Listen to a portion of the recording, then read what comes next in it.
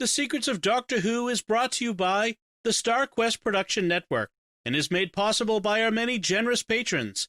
If you'd like to support the podcast, please visit sqpn.com/give. You're listening to The Secrets of Doctor Who, episode 195. One day, I shall come back. That's it. I've been renewed. Is when a Time Lord's body wears out, he regenerates. I'm a Time Lord. I'm not a human being. I walk in eternity. Braveheart. Change, my dear, and it seems on a moment too soon. Unlimited rice pudding. Physician Hiatus. Wearing a bit thin. Fantastic. I am Scottish. I can complain about things. Ta-da! Ooh. Should be fine. Hi, I'm Dom Bettinelli, and you're listening to The Secrets of Doctor Who, where we discuss everything about the hit BBC series Doctor Who. And today we're discussing the second Doctor story, The Evil of the Daleks. Joining me today on the panel are Father Cory Sticha. Hi, Father Cory. How's it going? Very well, thanks. And Jimmy Akin. Hi, Jimmy. Howdy, Dom.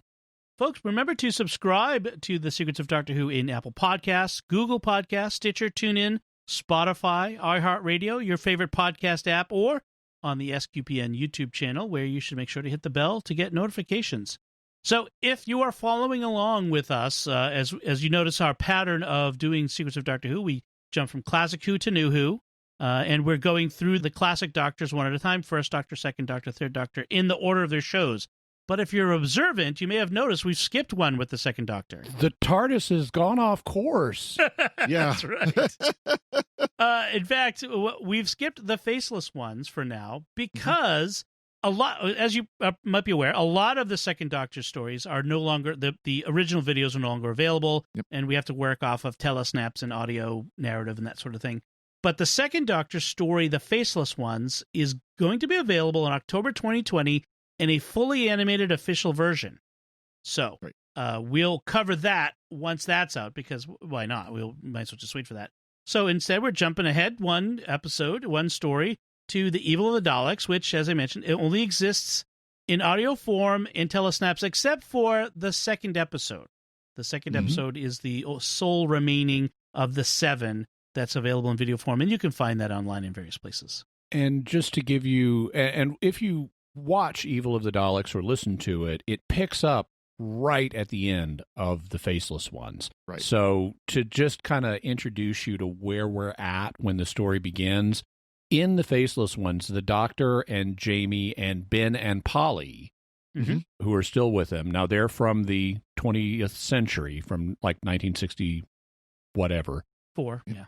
Yeah, they show up in their present day. And the adventure, the Faceless Ones, is set at Gatwick Airport. And that's Ben and Polly's last episode. Because now that they're gotten back to their own time, and also because they're knocked unconscious, they end up staying in the 20th century. And so Jamie is the only companion at the beginning of this episode. Right. But we're going to immediately pick up a new companion, Victoria, during the course of this series. Victoria is a girl from the 19th century. She is not to be confused with the First Doctor's companion, Vicky, who is from the 24th century. So two different people. Vicky is from the future. Victoria is from the past. Yep. And we met Vicky last week. Right, exactly. Why I'm pointing this out. Yeah. So at the beginning of the Faceless Ones, we are still at Gatwick Airport, and it's the Doctor and Jamie are chasing the TARDIS that's like being towed away or shipped away on a truck. Yeah, it's on the back of a truck. Yeah. Yeah. Now, this is a 7-parter, which is kind of long, and normally that is not at all a good sign if it's 7 parts. Yeah. Because it means typically there's going to be a lot of running around because they're stretching it to 7 parts because they have a limited number of sets. So we're going to spend a lot of time running around those sets. Actually, this is a pleasant surprise because this is not 7 parts based on a single group of sets. There are actually 3 different major locations in this. We spend the first couple of episodes in 20th century Britain. Then we move back for several episodes to 19th century Britain, where we pick up Victoria, and then we go to the planet Skaro, the home planet of the Daleks, for a couple of episodes. So there's not nearly as much needless running around the sets as there could be if this was 7 parts in one location. It's actually like 3 short adventures in 3 different locations. Mm. One other thing I want to point out was that this is the end of the Second Doctor's first season.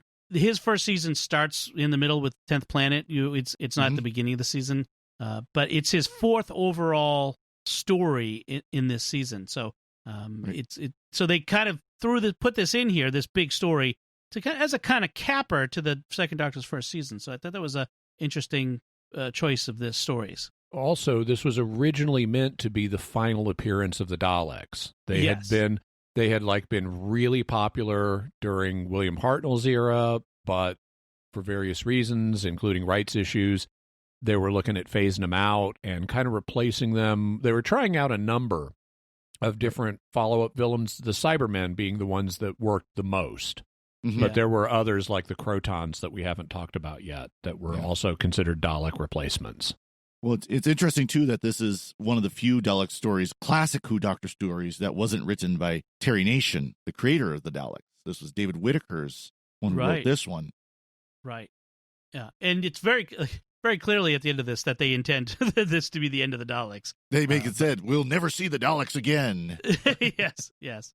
So, as you mentioned, Jimmy, the story starts with the TARDIS being towed away on the back of a truck, and the Doctor and Jamie chase it and aren't able to catch up. And so they go into a hangar nearby. They talk to a man about it, and we see that there's another man who's listening in on a radio transceiver nearby, like in a nearby field near the airport or something. The man in the hangar tells him he's got paperwork ordering the pickup of a police box, and tells him it was picked up by someone named Leatherman. And then when the Doctor and Jamie leave, the guy talks to the other guy over the radio, and it's clear this was a setup. Someone clearly set up the Doctor and Jamie to basically set up a trap for them with the TARDIS.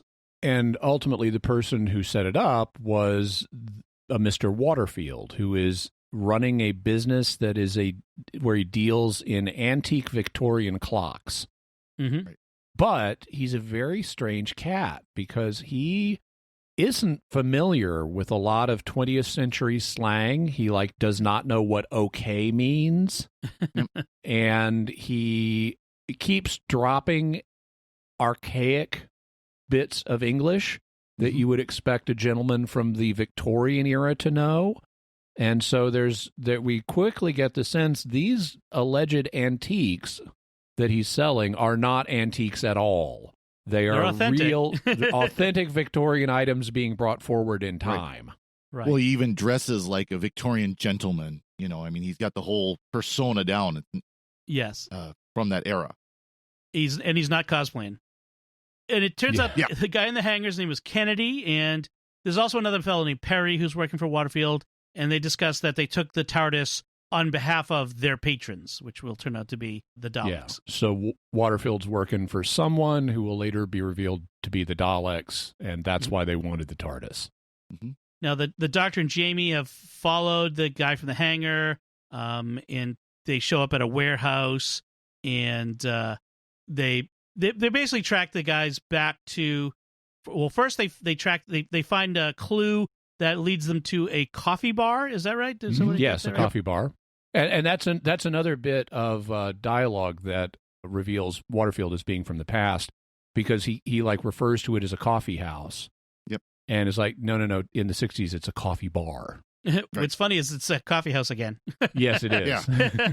and by the way, the coffee bar is not a Starbucks, because Starbucks didn't exist in 1966. It's the tricolor coffee bar, although they say it tricolor. The tricolor, very French.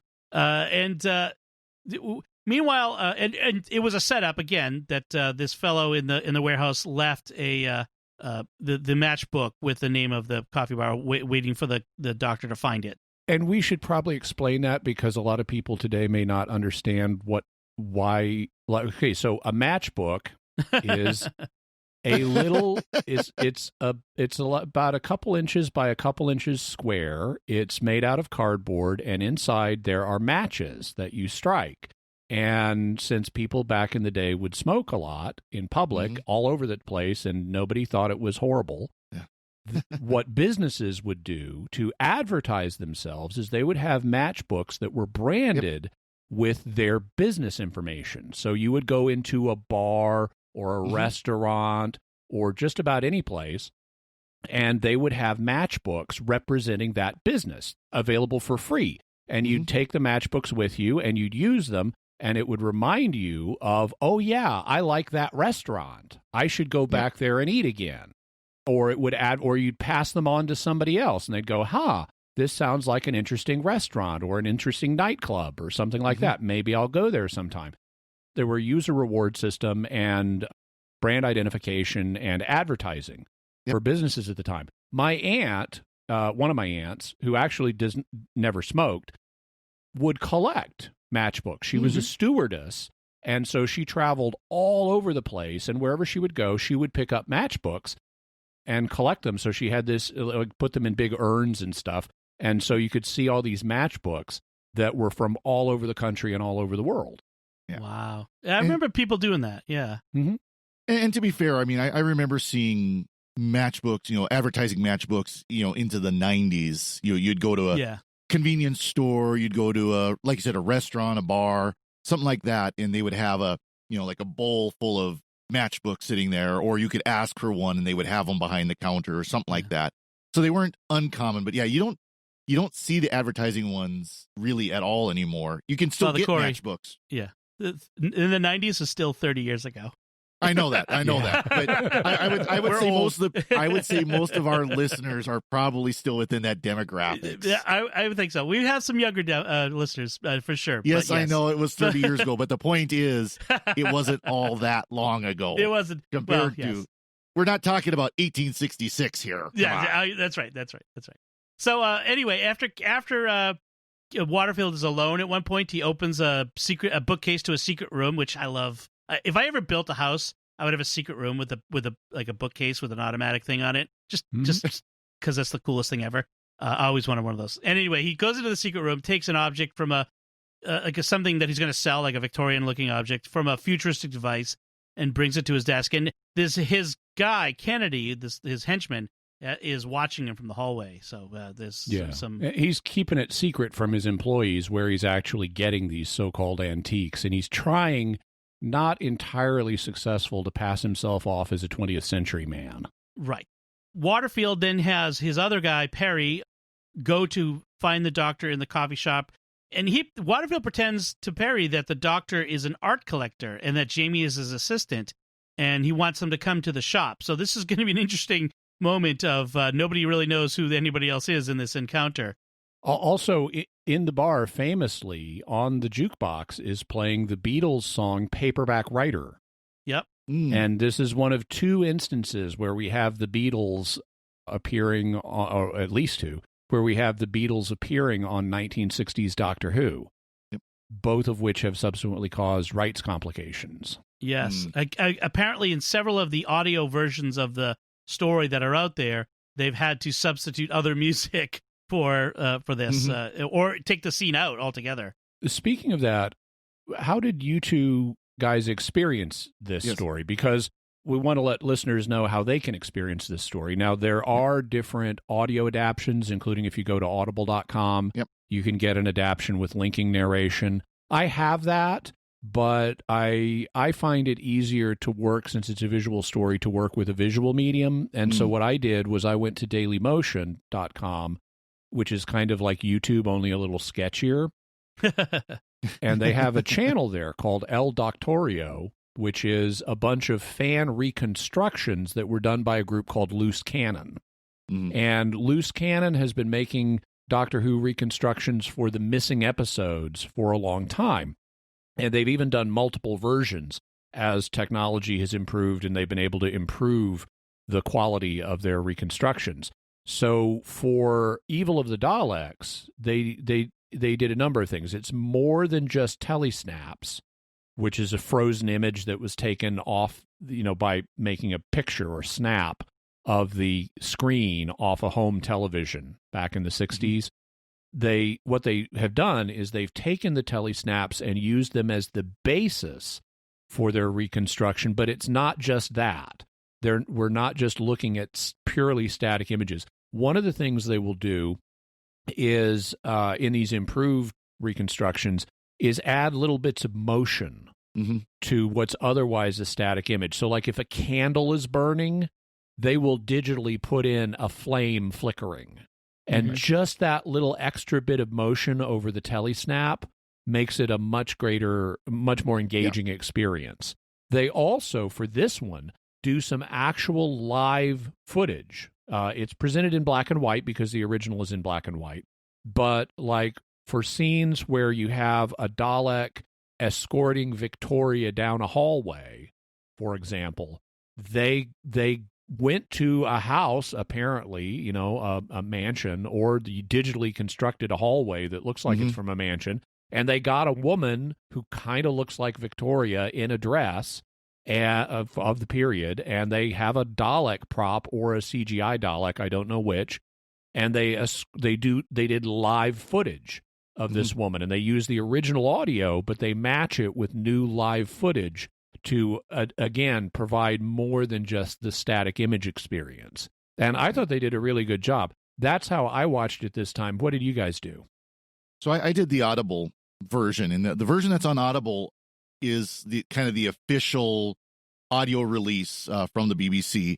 It's like you said, Jimmy, it's got the linking narration by Fraser Hines. Fraser Hines, which is, it's interesting to hear him in his native, more English accent. English, yeah. Yes. Instead of the Scottish that he played in Doctor Who. Yeah. But and you can also hear, you can tell that the difference of the voice, first of all, because the recording, the recording quality is so much better in the later linking narration than it was in the original show. And also because of age, he was much older when he recorded the linking narration, but it was actually really good way to listen to the story or to hear the story, because I was able to do it as I was driving. But the drive between the parish where I live and my other mission parish is about a half an hour, and of course that's about how long each episode was. So I could listen to one episode driving down, one episode driving back. Next trip, same thing. Drive to Great Falls, another episode. So every time I drive somewhere, I would be able to listen to an episode, and that actually worked out really well to hear the story and to to listen to it, but not be sitting there just focused on the story as I'm going along. And we should probably mention linking narration is what's added to the original audios that fans took on their home tape recorders. Yep. Back in the 60s. The linking narration is designed to narrate and link what happens between moments of dialogue. So it tells you what's happening, what you would be seeing if you were watching this on the screen. And they seem to do a really good job of fitting that narration within the quiet moments. So there'll be moments where all you'll hear is maybe the Dalek moving across the floor or the background music, and then the narration comes over the top of it describing what's going on. Right. They do a good job where it doesn't sound like they had to cut a lot of the audio, the original audio, to fit the narration in. Yeah. Or have quite so many, very quiet moments. They did a good job of, making it fit. I did a combination of both. I listened to the linking narration. So the first one, I watched the video while listening, muted the one on the reconstructions. I watched that while listening to the linking narration from Audible. I watched the second episode in its telerecording entirety, right? Because that one still exists. Yep. And then I mostly just listened to the remaining ones in the Audible version, and would occasionally look for the photos online that kind of showed me, what the different characters look like and what the sets look like and that sort of thing. So that was helpful too. So there's a variety of ways to experience it, which is good. Yeah. One which none of us did was read the novelization. Yes. Which for a long time was the only way fans had to experience these stories. Right. And I've done that before too, where sometimes there are Audible will have the audio version, audiobook version of the book novel, of the novelization. So I've done that. I can't remember what episode that was. Oh, it's the Highlanders. when we first met Jamie, you could get the audiobook version of the novelization. Right. So anyway, the Doctor and Jamie are in the coffee shop discussing how all of this feels like a trap, which it is. And Waterfield, meanwhile, is in the secret room talking to someone. He demands that he be told the truth. So he's someone off screen. Turns out it's going to be a Dalek. So the Waterfield's man approaches the Doctor in the coffee shop. They go back to. He reports back to Waterfield, and the Doctor shows up early for the appointment. The appointment's supposed to be like 10 p.m. at the shop. He shows up early with Jamie. Oh, and we have some nice, because they're in an antique shop, we have some nice visual humor that was typical of Fraser Hines and Patrick Troughton. The Doctor tells Jamie that because they're in an antique shop, don't knock into anything. And then without realizing it, he knocks over a vase and Jamie has to catch it. Yeah. Right. Kennedy, the other fellow that works for Waterfield, waits for Waterfield to leave, and he breaks into the study and finds the secret room and starts messing with stuff. He's looking for a safe where Waterfield is obviously keeping his very expensive stuff. And a Dalek appears behind him. That's how the first episode ends. And it shoots him, kills him, and disappears into a transmat, which is what the big device in that room is. And then that's when the Doctor and Jamie show up, and the Doctor realizes all the Victoriana is brand new, not reproductions or forgeries or actual antiques. Jamie guesses that Waterfield's a time traveler, but the Doctor poo-poos it at this point, which is kind of interesting. That the Doctor doesn't believe it's a time traveler. And then that's when they discover Kennedy's body. And Waterfield discovers. I'm sorry, I'm getting. There's a lot of different moving around, a lot of different characters here. Yep. But and we can just describe it in broad strokes. Yeah, Waterfield finds Kennedy's body, confronts the Dalek. He clearly doesn't have a stomach for violence and killing. That's actually a big part of Waterfield's character at this point that we'll discover as we go through. He's reluctantly involved with the Daleks here. The Doctor and Jamie show up and find Kennedy's body, and it's been staged for the Doctor to find it. And Perry, one of Waterfield's assistants, goes to the police. Right. To report it, as you do. And so he's there when Jamie and the Doctor find the body, and so they send him off, and that leaves Jamie and the Doctor to deal with the body. And at this point, they discover the secret room. And there's like a box sitting in the transmat device, which Jamie opens, and it releases a gas that knocks them unconscious. And when they wake up, we're in a new location. Yes. We're back in June 1866 in the home, which is clearly a mansion. It's a big pile. Right. Owned by someone who we're told is named Mr. Theodore Maxtable. And we learned this from the serving maid, Molly. And there's a local business here called Molly Maids. I don't know if that's a nationwide chain, but I couldn't help thinking of that. Yeah. But anyway, there's Molly the maid, and she is tending to the Doctor and Jamie, who she assumes are aristocratic men who have had too much last evening. and when they're actually just recovering from this gas attack. But she's very deferential to them and trying to be very hospitable to them. And it turns out that Waterfield and Maxtable are both here. So we are going to meet Maxtable, and Waterfield's working with him, and both of them are working with the Daleks. The Daleks have promised them technology, and they are holding, and that's what's interesting to Maxtable. He wants the tech, and he's an alchemist specifically.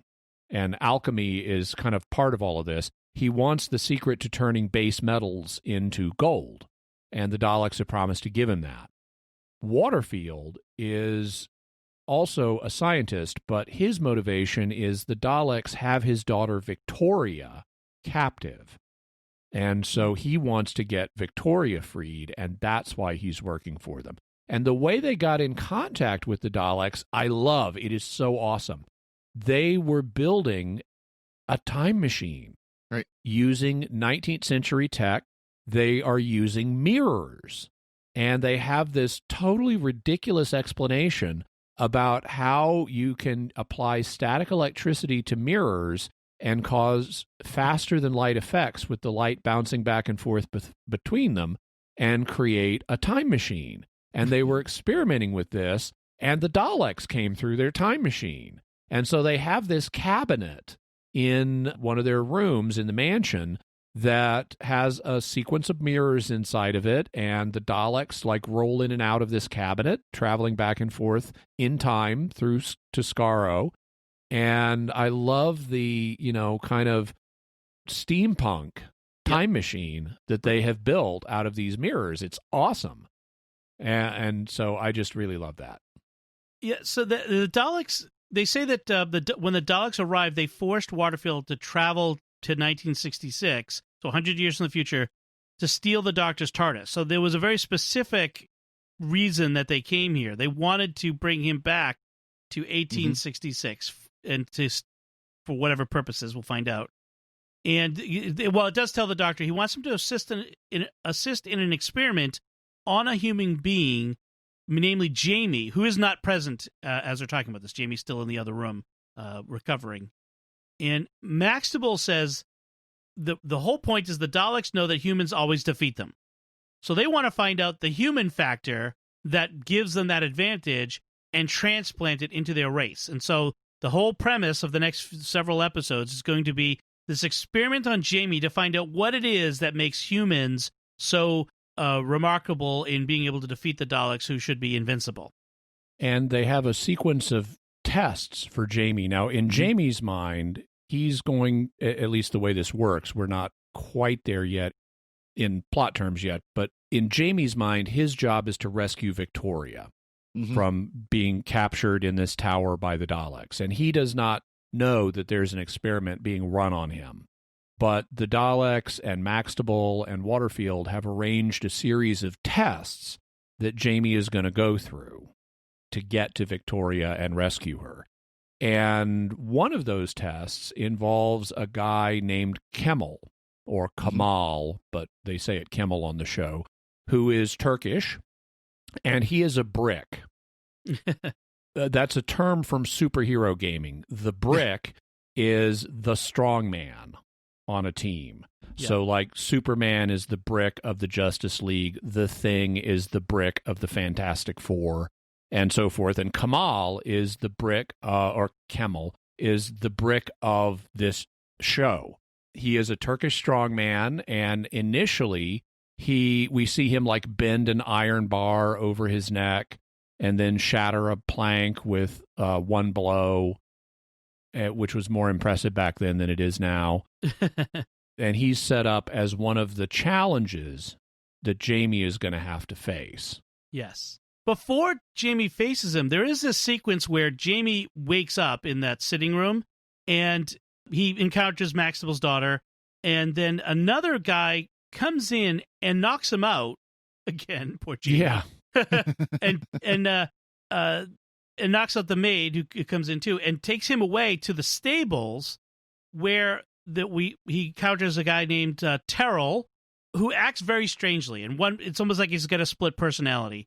And he apparently paid this fellow Toby to abduct Jamie, and then denies it in the next moment. So he doesn't remember it. Yeah, doesn't remember doing that.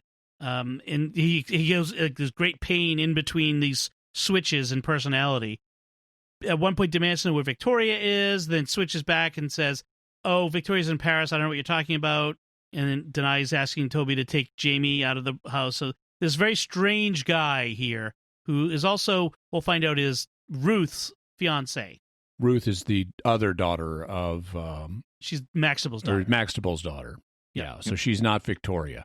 Also, it's going to turn out that Terrell has one of those Dalek chip things in his neck that sometimes controls him, but sometimes doesn't. We saw the same kind of thing in Remembrance of the Daleks in the Seventh Doctor's time. Yep.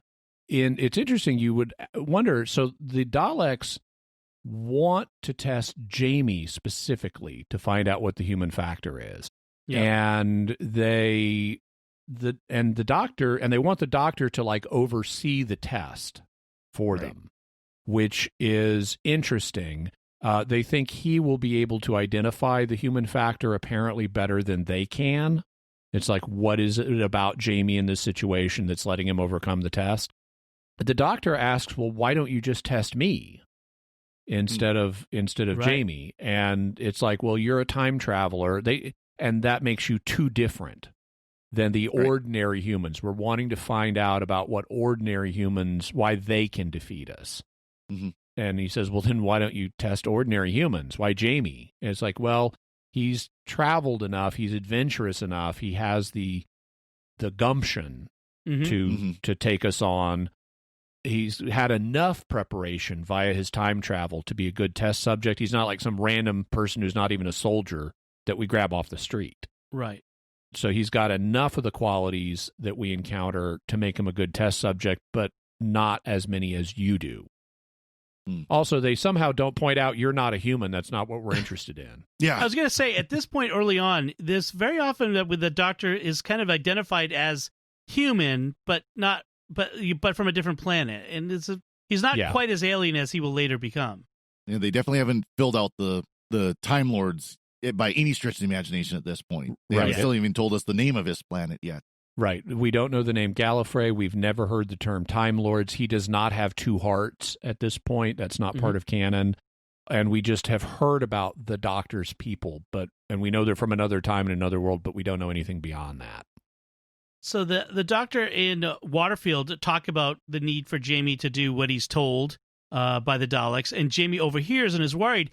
And this is I've seen it pointed out, this is a very Seventh Doctor-ish sort of story with the Second Doctor. He's much more calculating, keeping things close to the vest, outwardly sort of shallow, but inwardly very calculating, and even be very dangerous for the Daleks. I mean, he's plotting their destruction throughout all of this. Well, and he manipulates Jamie perfectly for getting Jamie to do the test, thinking that Jamie's doing it in contradiction to the Doctor. You know, he's trying to go against the Doctor. Doctor says, well, don't go save this girl, so I'm going to go save the girl, not realizing that was the whole purpose. Right. And this was a classic trope of 60s television, using reverse psychology on people to get them to do what you want by telling them not to do that thing. Yep. So this is where we meet Kemal, the Turk, the mute Turk, by the way. He's also mute, which is neat. There's a secret door. Jamie is brought to the secret door by Molly at one point to begin his test. We also find out that there are 3 cases that the Daleks have brought from Skaro that contain 3 basically empty Daleks that are waiting to be injected with the human factor that the Doctor's going to develop from Jamie. Jamie confronts the Doctor about what he overheard and starts accusing him of being friends with a murderer, because Kennedy was murdered, and he's still upset about that, and a thief, and deceiving Jamie. And this is when Waterfield comes in and, like you said, tells Jamie about where Victoria's being held, and the Doctor tries to get Jamie to do it by telling him not to do it. That night, Molly and Jamie, Molly the maid and Jamie plan to go get Victoria through the secret door. He and Kamel have a confrontation in the dark secret corridors. He ends up defenestrating Kamel out a window and then rescues him from falling. Yeah, so what we really have here, once again, is Gilgamesh and Enkidu at Uruk. Because now that Jamie and Kimmel have fought, and Jamie has saved Kimmel's life, Kimmel realizes that he had been told that Jamie was like a horrible criminal. Yeah. And that was why it was okay for him to attack Jamie. But now that he realizes Jamie saved his life, he's reevaluated this whole Jamie is a horrible criminal thing. And when Jamie reveals that he's actually trying to rescue Victoria, that cements the friendship between Kimmel and Jamie, because Kimmel also really cares about Victoria and wants her protected. And so now the two of them go on the quest together to save Victoria. Kimmel saves Jamie, in fact, from a Dalek trap, an axe swinging out of the wall. So only the penitent man shall pass. This very much reminds me of Indiana Jones in The Last Crusade, some of these traps that they have to get through here. Only the penitent man shall pass. There's definitely a lot of the kind of the classic movie traps you'll see. The house is booby trapped with all these different things, spikes coming down from the ceiling and things like that, Yeah. And by the way, the bonding with Kimmel and the fact that Kimmel then saves Jamie from this one trap, the Doctor points out this is a key part of the human factor. Right. Mercy. Yep. Yeah. That mercy Jamie showed to Kimmel then saved his life. Right. The Daleks, though, insist that it's a weakness. That if Jamie hadn't shown Kimmel mercy, he would have died from the axe trap. See, Waterfield and Maxtible discovered the body of Toby. He was the guy who had kidnapped Jamie, who had knocked him out. He had been killed previously by Terrell. He tried to shake him down for more money, basically. And Waterfield has had enough. That's it. I'm done. I refuse to obey the Daleks. But he helps after, decides, okay, I have to go along, continue along, because Maxtible tells him about Victoria, like, you can't leave your daughter. And meanwhile, Maxtible pockets a pistol. So we get the sense that Maxtible is less reluctant in all of this than Waterfield is. He's much more willing to work with the Daleks to get what he wants. He's an alchemist, and he wants that base metal into gold formula. Right. By the way, I wanted to mention a couple of Seventh Doctor stories that are a lot like this. One of them is called Ghostlight, and in that story, the Doctor forces Ace to confront her childhood fears in this kind of bizarre, really, really bizarre mansion where, like, Light is a character. Okay? Think about that. Light is a personified character. Okay. Yes. But it's the same kind of thing where you have the Doctor in this position where he's manipulating the companion for some end that ultimately is good, but the companion, it doesn't feel good to the companion at the time. And then in the very next episode, or the very next story, the Curse of Fenrik, in order to defeat an elder god named Fenrik, the Doctor must shatter Ace's faith in him in order to save everything, including Ace.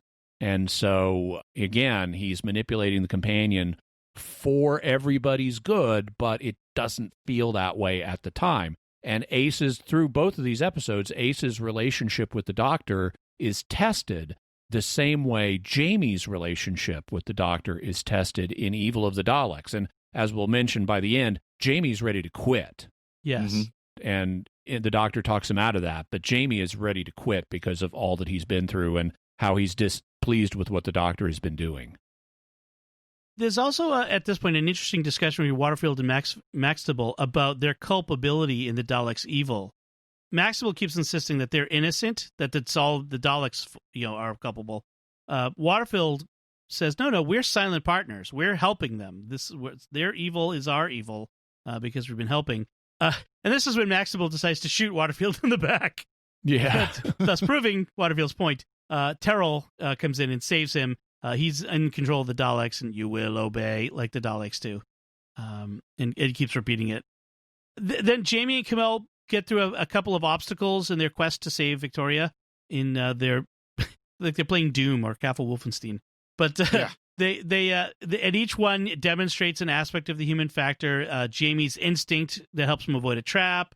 Their balancing of self-preservation versus gaining their objective and planning to lure away the Daleks by making them chase them, that sort of thing. And then Maxtible at this point tries to reason with the Daleks. Kind of say, hey, no, we're partners. And the Dalek says, no, you're a servant. We are the masters. Yeah. And this is where we find out about the alchemy motivation.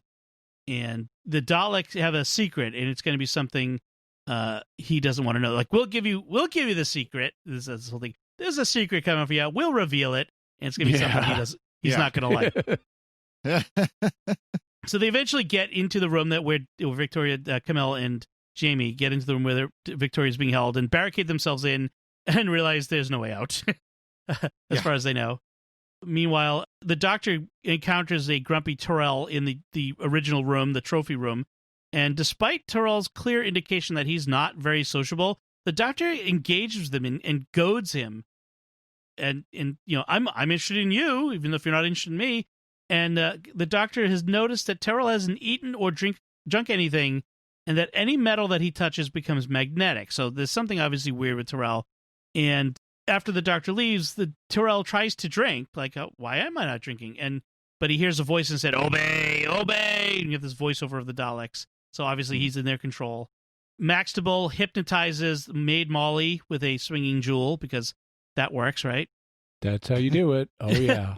And it turns out that he's trying to tell that she only dreamed hearing Victoria's voice, that Victoria is really in Paris. It turns out that the way that he captured Victoria for the Daleks was he hypnotized her. The Doctor then reveals that after the experiment, he's imprinted Jamie's positive emotions, the human factor, into the 3 positronic brains of the Daleks. And that makes no sense because a positronic brain is a term introduced by Isaac Asimov for the brain of a robot, and the Daleks are not robots. They have perfectly organic brains in the Khaled mutants inside them. Right. But the Doctor has identified the human factor as including courage, pity, chivalry, and friendship, the best parts of human nature, and he implants it in the Daleks and hopes that it will drive them insane. Yes. Mm-hmm. And so we begin to see that the Doctor has not been, and we the viewer have known this all along, presumably, but the Doctor is actually working against the Daleks. Yes. And this means, and now that we've seen what they wanted to do with the human factor to put it into Daleks, that makes this the 1960s equivalent of the Daleks Take Manhattan and Evolution of the Daleks. Mm-hmm. Only I like it a lot better this time around. The original is the best. Than Dalek Sec. Because in the modern version, we get this Dalek-human hybrid-looking guy with the stupid tentacles coming out of his head. And a really bad accent. And really bad acting. And it's just comical in a way that I don't think works. Here, it's comical in a way I do think works because we have these normal Daleks. I mean, they look like normal Daleks. They don't look any different other than their color coding. And they become childlike. Mm-hmm. Yep. And this is the episode 5 into 6 cliffhanger where they seem to be menacing the Doctor, but really they're taking him for a ride. Yeah. And they start spinning around and they're playing a game. Apparently there are children's games in England called Trains, which I guess is some kind of follow the leader, and another called Roundabout, which is kind of like spinning around. And they're all joining in, and they've got the Doctor like kind of up on one of the Daleks, and they're leading him. They're playing trains with him, and they're spinning around, and he's getting dizzy. And also, he chalks or marks each one of them with a different symbol from the Greek alphabet. And when they ask why he's done this, he says he's given them names: Alpha, Beta, or Beta, as they say, and Omega. And they start chanting the names he's given them. Friend is, don't you? It's somebody who likes you, who wants to help you and share with you. There we are. What have you done? I have given you all names. Alpha, Beta, and Omega. Alpha. Yes. Beta. Yes. Omega. Yes. Alpha, Beta, Omega. Alpha, Beta, Omega. Yes. Now, this is Jamie, and I'm Doctor. We are friends. Friends. Just preceding this, there's this great moment, another opportunity for Fraser Hines to do some physical acting, because last we saw he was in that room with Victoria and Kimmel, and Terrell comes in through a secret passage and grabs Victoria and takes her away, and they chase him. They follow him back into the trophy room, where he and Terrell end up in a sword fight. And of course, let's remember, Jamie is from the 18th century. He is a swordsman. He was at the Battle of Culloden, so he knows what he's doing with the sword. Apparently, Terrell does too. He fought at the Crimea. Crimean. Yeah. And that's one thing. In the commentary, Fraser Hines specifically says, the Scottish Highlander fighting this Crimean soldier. Yes. These are two of the best swordsmen that you could have that are going at it. This isn't some wimpy fight. This is a real deal. Now, eventually, Terrell collapses. The Doctor comes in, and the Doctor removes the mind control box from Terrell. So he sees that the Daleks have been controlling him. Victoria, meanwhile, is unconscious in the lab when Kimmel finds her. That's when a Dalek comes in and orders Kimmel to carry her into the time cabinet. So we're now moving from Victorian England to Skaro. And Jamie here is angry at the Doctor. He's still angry for his seeming callousness against him. This is where he says he's done traveling with him. But the Doctor tells him, no, the real experiment, I wasn't experimenting you. The real experiment was the 3 Daleks. And this is where they come out of their cases, and he calls them friends, and they have that whole episode where they act like children. So they are now going to go to Skaro. As we enter into the 6th episode of the series, the Doctor and Jamie go along in search of Victoria as Waterfield and Maxtable come in. A Dalek tells Maxtable to bring Jamie and the Doctor to the Daleks. Waterfield and Maxtable fight, and Maxtable discovers the Daleks actually have a plan to destroy his house. They've set an explosive up, and Doctor and Jamie come back, and they discover the bomb. They can't stop the bomb. And so they end up, in order to survive, all the servants have left the house. We've been told that, so we're clear that Molly is safe. So is Ruth. And so in order to survive, they have to go through the Transmat time machine in order to get away just in time. So that brings us to Skaro. It's cool when we get to Skaro. The sets look really nice. They look, different and futuristic. And we get to see different types of Daleks, including the Emperor Dalek, which we see here for the very first time. Yes. Yeah, there's Emperor Dalek, there's Black Daleks, which are some sort of, the middle management of Daleks, apparently. They're the officers. The white Daleks are the enlisted. The black Daleks are the officers. There you go. No. They're all in a cell. Maxtable shows up with a Dalek, and he's completely unsympathetic because he's about to get what he's been aiming for all this time. The Doctor and Jamie and Waterfield, meanwhile, are outside the Dalek city. They're not in the cell. They're in a desert, and they find a tunnel into the city. And this is where Maxtable learns where he really stands with the Daleks, that they're going to double-cross him. They're not going to give him what he's asking for. Then, meanwhile, the 3 Daleks with the human factor, including Dalek Omega, they're been just put into general population, and they've been given work to do. And a Black Dalek stops Omega, and who explains the Doctor gave him a name and is his friend. And so the Daleks know that something's wrong with these 3 human-facted Daleks.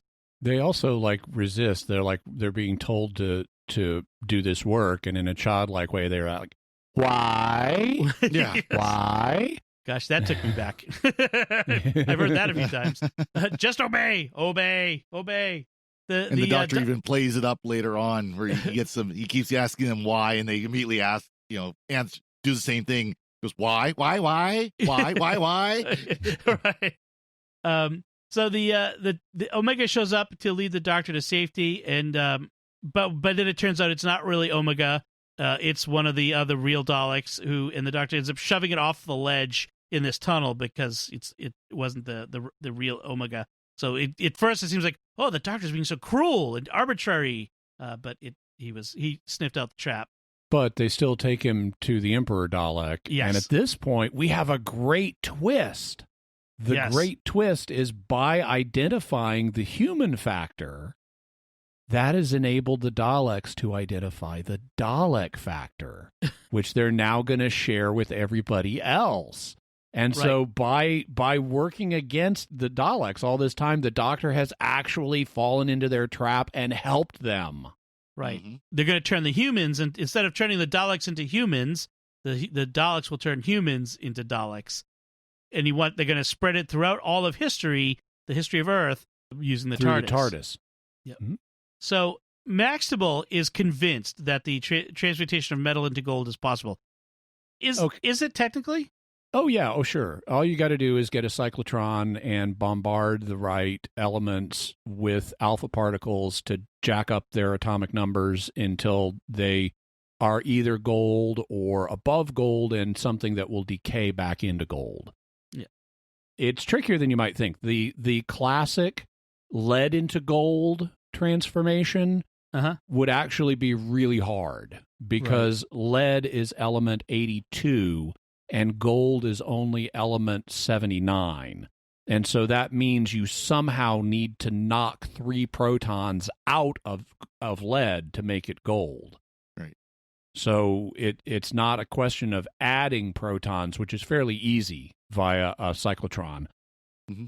But hypothetically, I guess you could irradiate lead to the point it becomes something higher that will fission into gold. The actual name for this process is chrysopoeia, based on chrysos, which is the Greek word for gold, and poiein, which is the verb for to make. So chrysopoeia is making gold, and it is possible. So the alchemists were right about that. You can turn base metal into gold. It's just the classic lead to gold transformation would be way hard because it would involve taking protons out of lead. The obvious hope of having, using lead to gold was lead was such a common, and still is a very common metal that was easily achieved. So if you could just take this very common metal and turn it to gold, well, hey, all the better. Yes. Mm-hmm. My guess is it's not economically feasible to turn other metals into gold. No, it's cheaper just to go dig up new gold. Right. There's still lots out there, yeah. And frankly, gold really doesn't have much intrinsic value. Yes. People thought it did because it was rare, but it was the scarcity that created its value as a medium of exchange. It doesn't have a lot of intrinsic value, although you can make pretty jewelry out of it and use it in certain electronics applications. Yeah. It's actually used quite widely for computers and things like that, where maybe copper might not work as well. And it has promise as a cancer treatment. Ooh, because you inject a tumor with gold particles and then irradiate it, and the gold particles will cook the tumor, but not the surrounding cells. Yep. Huh. And of course, it could also be used for currency with latinum. There you go. And that's another universe. So the Daleks, meanwhile, are working. They have an experiment room next to the cell where they're keeping the humans, and they demonstrate to Maxtable how the machine turning iron into gold. And they said, "Well, go get it; it's all yours." But as he steps into the room, he steps through this arch, and he's get paralyzed. The machine paralyzes him, and then he's injected. Essentially, here with the Dalek factor, becomes a human Dalek, a zombie-ish Dalek. And we've seen men like that before, including all the way back in the Dalek invasion of Earth, Susan's last story, where there were Dalek men. Right.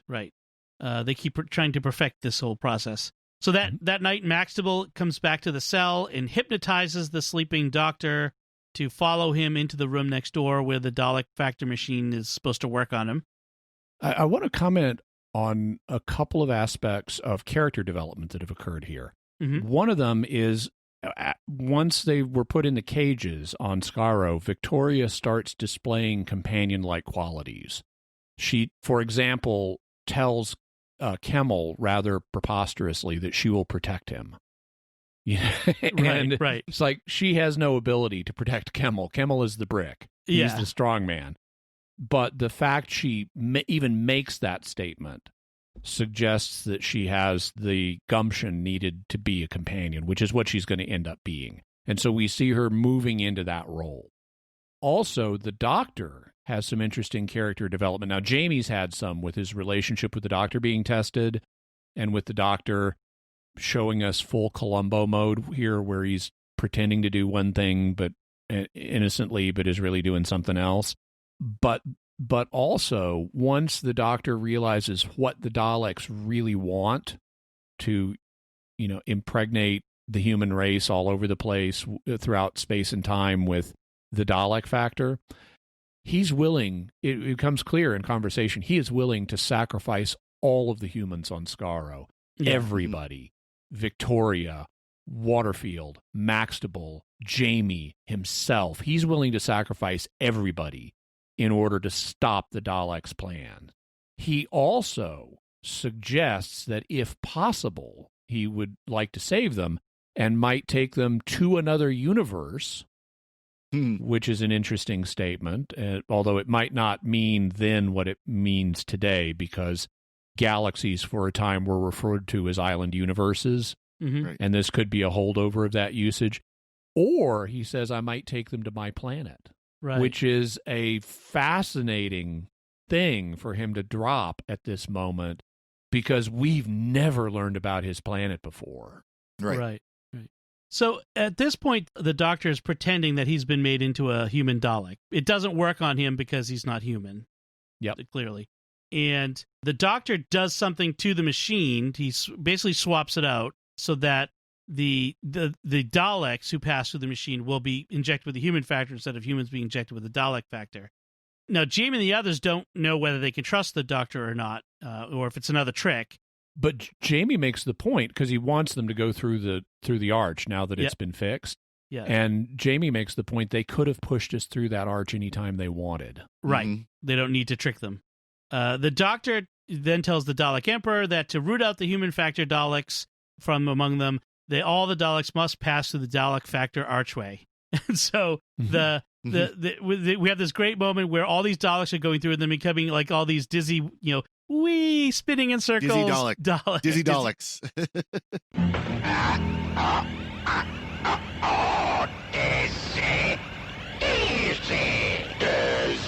Daleks. Dizzy Daleks.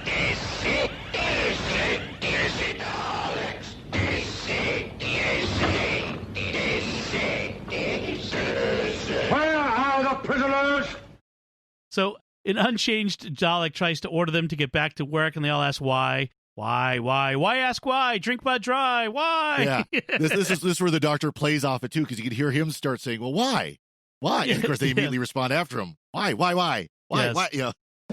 We have a Dalek on Dalek violence. The rebels go to attack the Emperor.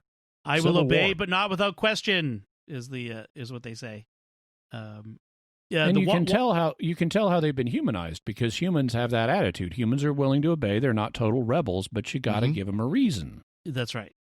Waterfield has a character moment here where he decides, like, no, now I've got to help the Doctor. I can no longer stand by. I've got to be willing to sacrifice myself. He goes to help the Doctor. He gets shot saving the Doctor. Like, he jumps in front of the Doctor. Mm-hmm. And as he dies, he asks the Doctor to look after Victoria. So this is where Victoria becomes a companion.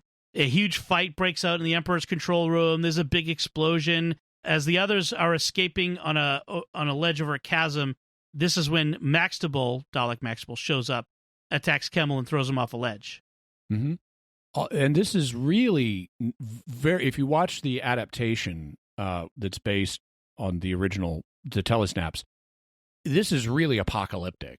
I mean, this was a big set piece production. Watching Skaro fall apart, right?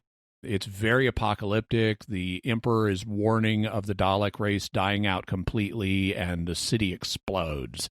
And it's really very dramatic visually and otherwise. I want to give them their props. This was an intense scene, and some of the original footage of the Dalek apocalypse survives. So there's actually some motion picture footage of this, and it's very impressive.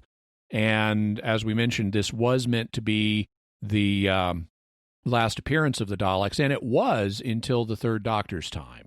Mm-hmm. So for a number of years, this was the last one, and it's kind of an ironic ending for the Daleks with the introduction of the human factor being their downfall, because that's what causes the Civil War. Right, right. Yeah, the Doctor does say, "We've seen the last of the Daleks forever," and that's where we end the episode. Any last comments or notes on this story from you, Father Cory? No, it was a fun story to listen to. I really enjoyed it. Like I said, driving or whatever, but it was fun to listen to and hear all the different, because it does keep, as you can notice from what how you're saying it, Dom. It keeps moving. This is not a story that we have lots of corridors that they're running through. There's some of that, but it fits the story and it's not overextended. Right. Jimmy? No, I really enjoyed this one. I thought this was a good Patrick Troughton story. The fact it was 7 episodes, would ordinarily be deterring, but it's really like 3 mini stories set in different locations. Yeah, definitely seek it out. Yeah. I also forgot to mention that we get to hear the Doctor playing his recorder as he's thinking. Yes, that's right. There's a scene of that. All right, great. So that's the Evil of the Daleks. We do have a little bit of feedback we want to cover before we finish up. We got an email from Jonathan who writes, I have a bit of a bone to pick. He started by saying he liked the Secrets of Doctor Who, so I want to give him props for that. He did not just write to complain, but he does say, "I have a bone to pick with you regarding your constant thrashing of the Sixth Doctor. He's obviously not to everyone's taste, but as the Doctor I grew up with, I feel I should defend him, even if just a little. My main gripe is the claim that was made a couple or three times, that because of this serial and Baker's first season, ratings were terrible and the BBC decided to put it on hiatus. However, the evidence for that is not forthcoming. In fact, the ratings for season 22 were pretty much on par with Davison's last two seasons, and even better than some of Tom Baker's." And he gives us some reference links. The reason for the hiatus, according to Howe and Walker's Doctor Who, the Television Companion, was not, as the BBC reported, the increasing violence or poor ratings, but a way to save money. It was only after the hiatus that ratings were poor, and they began poor and stayed poor, despite the Sixth Doctor becoming a nicer fellow. I want to say that I've always tried to make it clear my complaints with the Sixth Doctor are not with Colin Baker. Right. They're with the way he's written in the television stories. Now, if he's your first Doctor, I totally understand, because first impressions shape a person's perception of the show and set expectations for, can I like this or not? What's it going to be like? So I don't judge anybody for liking the Sixth Doctor. I like the Sixth Doctor. I like the Sixth Doctor better in what they've given Colin Baker to do in Big Finish, because the writing for Big Finish is much better than the writing was during the television version of this. But even then, when he's not strangling Perry, there are things where I like what Colin Baker is able to do with the part. Yeah. I don't recall myself ever saying that it got canceled or put on hiatus because the ratings were bad. I mean, I might have said that, but that's not what I remember. What I remember is it got put on a hiatus because it was apparently an attempt to cancel the show without saying we're canceling it, because the higher ups at the Beeb didn't like the show. They just were prejudiced against science fiction and didn't want it at all. Well, there was one or two, I can't remember the names, but there were one or two in particular who were very much against the show. And, I'm not the biggest fan of John Nathan Turner by any stretch of the imagination. Right. But he fought really hard to keep Doctor Who going, because some of these higher ups, we would have never gotten Sylvester McCoy if they had their way. There would just never been a seventh Doctor. It would have ended after Colin Baker. So, I mean, it was a fight throughout. And in this period, and as many mistakes as John Nathan Turner made, and they are legion, he kept the show alive because they were willing to cancel it. He was trying to hand the show off to another showrunner, and so he could move on for good of his career to another show. And they couldn't find another showrunner, and he said, "Well, I want to move on." And they said, "Okay, fine, we'll cancel it then." Right. Yeah. And he stayed on the show to keep it alive. Well, and I saw an interview, or a couple of interviews. I think it's part of the Seventh Doctor box set or something like that, where they talk about Sylvester McCoy coming on, and John Nathan Turner was actually making plans to move on to another show. I mean, he was actively, as soon as Colin Baker's time was up, he was done. He was going somewhere else. And they said, "No, you're going to have to keep going with Doctor Who." Or nothing. Or nothing. Right. Yeah. Thank you, Jonathan, for your feedback. I appreciate it. Another piece of feedback, this time from Ted on Facebook, who responding to our episode 189 on the Happiness Patrol and the Seventh Doctor. He says, "My first thought when I watched this episode, it reminded me of Smile during Peter Capaldi's time as the Doctor, the one with Bill, where being sad was a death sentence." With the emoji bots. Yes, the emoji bot. And then I forgot about that one. Yeah, the similarities are interesting. When I saw the Candyman, I was reminded of the characters that Sid and Marty Croft created, like H.R. Puff and stuff. It is very much from that era. Yeah, yes. Yeah. So I ordered my own licorice all sorts, and when I got them, I used toothpicks to make my own Candyman. And I took a picture of it. Maybe we can share that and link to that in the show notes or something. Yeah, let's do that. But thank you, Ted, for your feedback. That is greatly appreciated. And then I ate him. Yeah, of course. I'm not letting licorice all sorts go to waste. No. Yeah, exactly. All right, let's wrap things up there. We want to take a moment to thank our patrons who make it possible for us to create The Secrets of Doctor Who, including John B., Nathaniel S., Natalie A., David G., and Fadi N. Their generous donations at sqpn.com/give make it possible for us to continue The Secrets of Doctor Who and all the shows at StarQuest. You can join them by visiting sqpn.com/give. We'd also like to thank Victor Lambs, who edits the show for us every week. So that's it from us. What did you think of The Evil of the Daleks? You can let us know by commenting on the show at sqpn.com or the Secrets of Doctor Who Facebook page, or sending an email to drwho@sqpn.com. We'll be back next time when we'll be discussing the 11th Doctor story, Vincent and the Doctor. Until then, Jimmy Akin, thank you for joining me and sharing the Secrets of Doctor Who. Thank you, Dom. Father Cory Sticha, thank you as well. Thank you, Dom. And once again, I'm Dom Bettinelli. Thank you for listening to The Secrets of Doctor Who on StarQuest. And remember, me, foreign? You're the one that's foreign. I'm Scottish. Right. This is going to be fun.